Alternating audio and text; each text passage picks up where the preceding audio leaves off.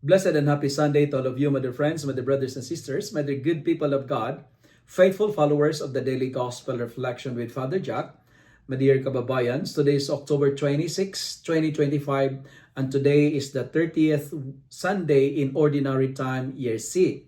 Today's Gospel is from the beautiful and the wonderful account of the Gospel of Luke, chapter 18, verses 9 to 14. In today's parable, Jesus confronts one of the most subtle yet dangerous temptation of religious life. And I called it spiritual pride.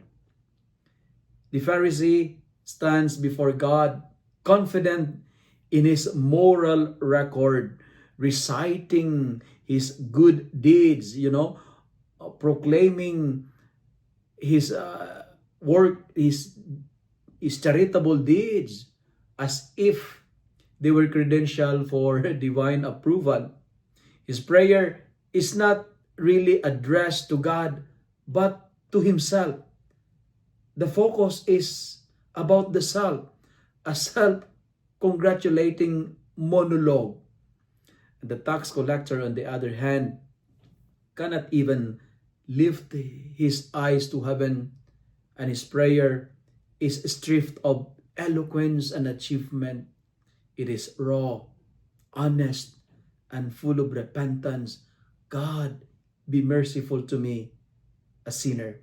And in that moment, it is a humility, not holiness, that draws God's mercy. And Jesus reverses expectations. The sinners goes home justified, while the self-righteous lives empty. And this story of the gospel exposes how easy it is to confuse religiosity with righteousness. Many can perform rituals, say the right prayer, of course, and fulfill obligations, yet miss the heart of true prayer, and that is humility. And friends, what I would like to emphasize on my reflection today is this: God does not look at how long we pray or how impressive our records is, how charitable we are to the poor. He looks at the truth within us. He looks at our integrity.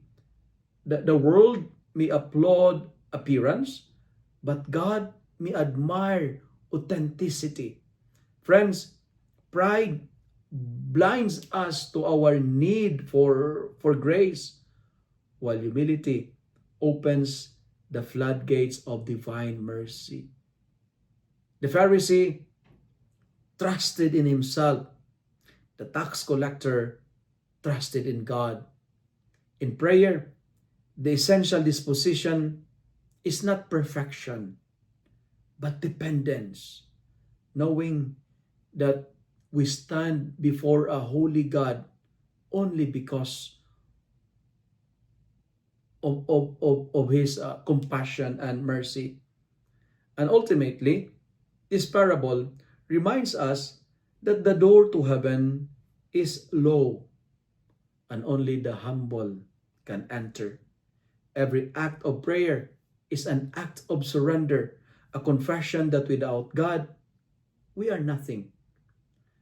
The holiest prayer is not a thank you because I am better compared to others, but the holiest prayer is when we say, like the tax collector, Lord, I need you. But friends, when we pray from that place of honesty and humility, God lifts up. God will elevate us, For as Jesus says, whoever exalts himself will be humbled, and whoever humbles himself will be exalted. Humility is the mother of all giants. If we wanted to go up, we need to go down. And in the end, the greatest posture of faith is not standing tall in our achievements, but kneeling low in our need for mercy. Lord, have mercy, be merciful to me, a sinner. Let me end my reflection by saying, prayer is not about how holy we look, but how humble we become before God.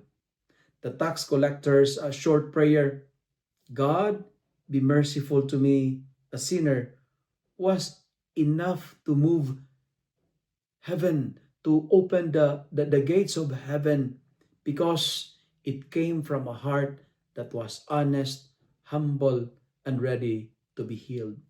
Let me end my reflection with 3H. And this is the challenge for all of us today.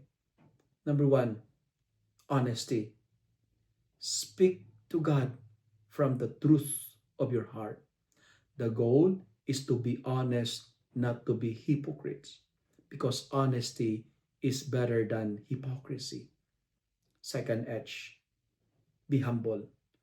Humility. Remember, we are nothing without His grace.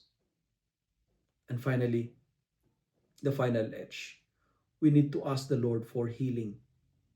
Because when we bow low, His mercy will lift us up. And let your prayer today be simple and sincere, because God is not impressed by our words. He is moved by our hearts. Whoever humbles himself will be exalted. God, be merciful to me, a sinner. If you love and like this reflection, kindly share it with your friends, share it with your family, make the Word of God viral so that many will be blessed. Amen.